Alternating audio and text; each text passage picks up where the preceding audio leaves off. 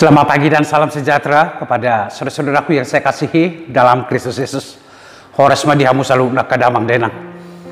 Kembali kita bertemu di renungan pagi hari ini. Tapi sebelumnya, amang inang, mari kita bersatu di dalam doa.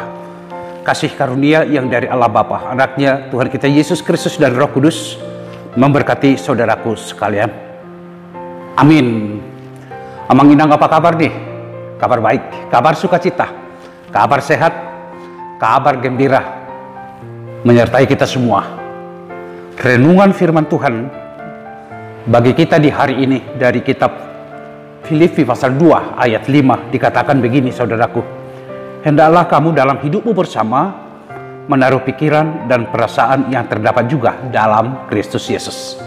Sekali lagi, hendaklah kamu dalam hidupmu bersama menaruh pikiran dan perasaan yang terdapat juga dalam Kristus Yesus. Demikian, saudara-saudaraku, sebuah ajakan kepada kita supaya di dalam hidup bersama, membangun hidup bersama itu, kita menaruh pikiran dan perasaan yang terdapat juga dalam Kristus Yesus.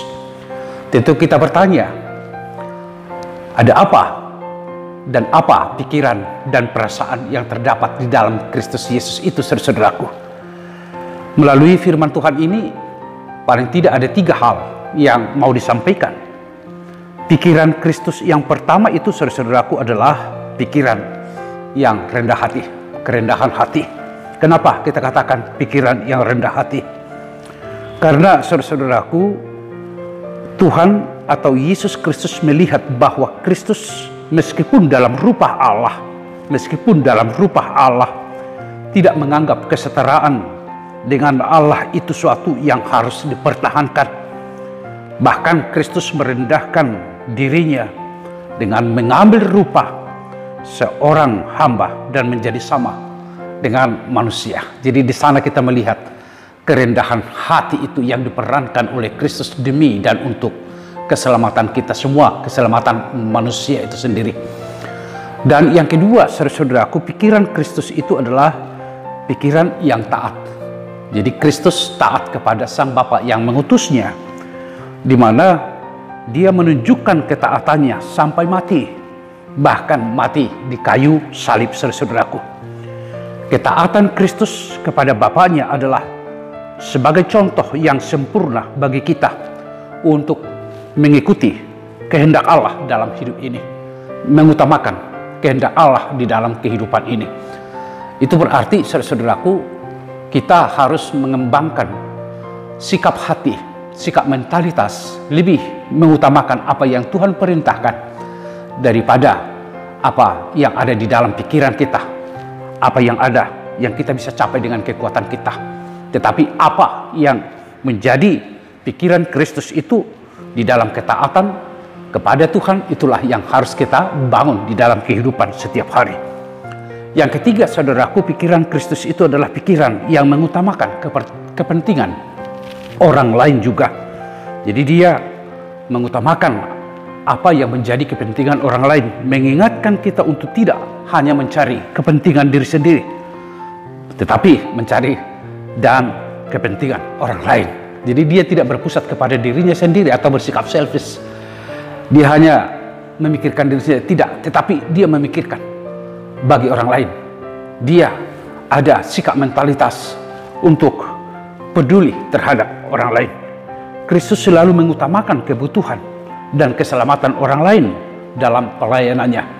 Karena kesanalah Kristus itu sendiri diutus supaya manusia itu memperoleh keselamatan. Dia menunjukkan peduli yang begitu hebat. Dia peduli dengan kehidupan kita sehingga kita selamat, saudara-saudaraku. Tentu itu juga menjadi panggilan supaya kita semua demi keselamatan kita harus membangun kepedulian satu dengan yang lain, tidak hanya memikirkan diri sendiri, tidak hanya berpusat kepada diri sendiri, me center of society yang ada sekarang, yang dibangun oleh zaman ini, sehingga dia tidak peduli kepada sesamanya, membuat kehidupan kita semakin kacau.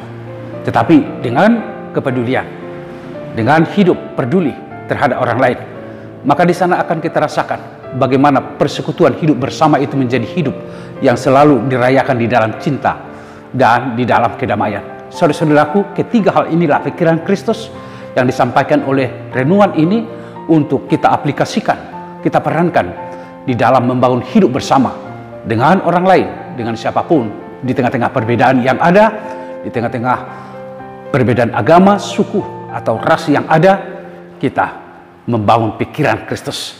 Dengan demikian, hidup kita akan bersukacita di dalam Tuhan. Kiranya firman Tuhan ini menyemangati kita, menjadi inspirasi bagi kita untuk membangun kehidupan yang semakin lebih baik pada masa-masa yang akan datang. Tuhan memberkati kita. Terima kasih Tuhan untuk firman yang telah kami dengarkan, yang telah menyapa kami, supaya kami senantiasa meneladani pikiran Kristus, karakter Kristus, di mana Kristus membangun hidup kerendahan hati, ketaatan kepada Sang Bapa, dan peduli terhadap kehidupan kami manusia.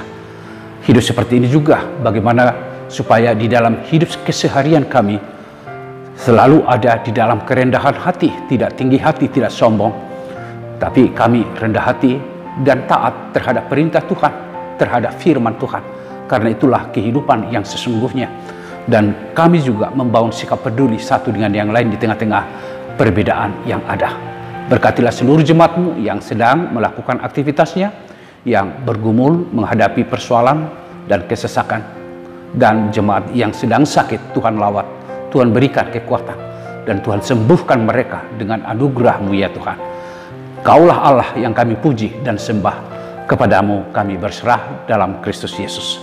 Amin.